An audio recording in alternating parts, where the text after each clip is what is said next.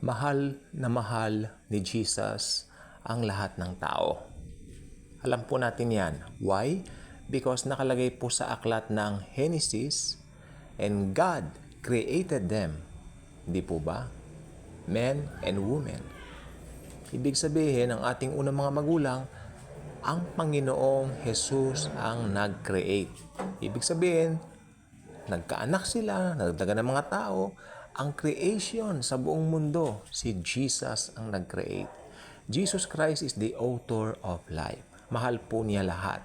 At in fact, nakalagay po sa John chapter 1 verse 1, in the beginning was the Word, and the Word was with God, and the Word was God. All things were made by Him. Okay. And kung tatalong ka sa verse 14, and the Word became a human being or became flesh in order to save us from our sins. Ang kanya pong i-create ng mga tao ay napawalay sa kanya due to the sinfulness of our very first parents, Adam and Eve. Sinuway nila ang Panginoong Jesus doon sa ipinagbabawal niyang bunga. Hindi po ba? Ito po'y kanilang kinain sa pamamagitan ng pandaraya ng magandang ahas na si Taning or si Satanas. Diablo. Ngayon, meron pong solusyon. Genesis chapter 3 pa lang po, nag-provide na po ang Panginoong Hesukristo ng solusyon. At ano ang solusyon? Ang kaniyang sarili mismo. Na one day, bababa siya sa lupa sa anyong tao, mamamatay sa krus, para bayaran at tubusin ang buong sangkatauhan na kanyang nilikha.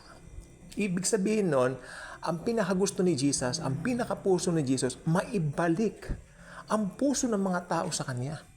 Ito po ay nalin lang ng Diablo. Doon pa lang po sa Hardin ng Eden, noong unang panahon.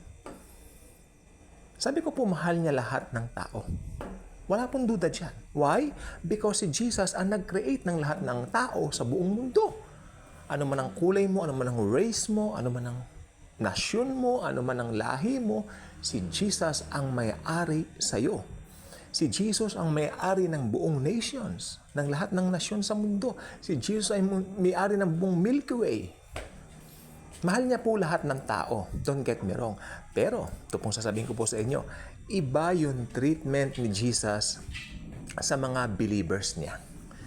Tayo ay inangkin niyang kanya. Alam po ba ninyo?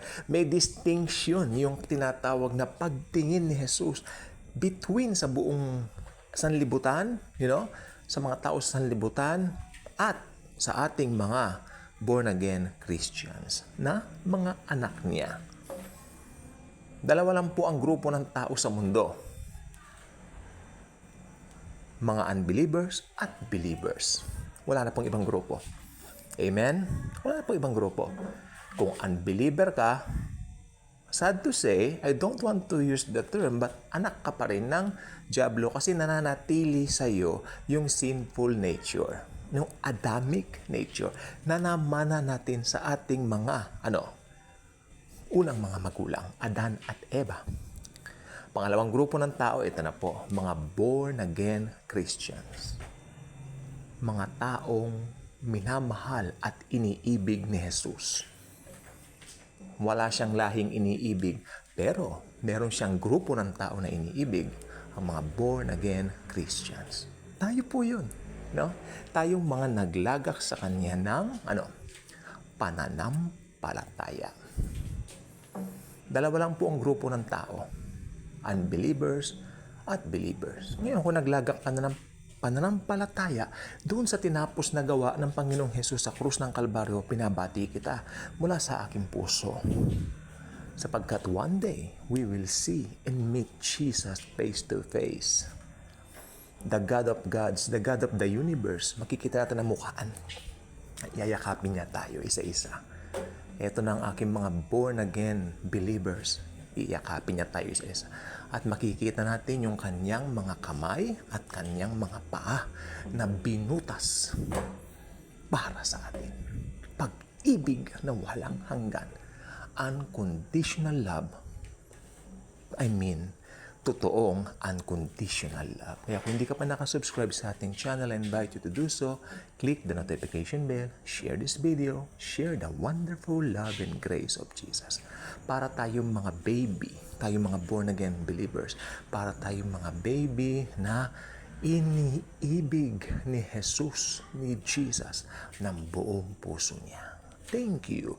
And as always and forever, Jesus truly loves us all.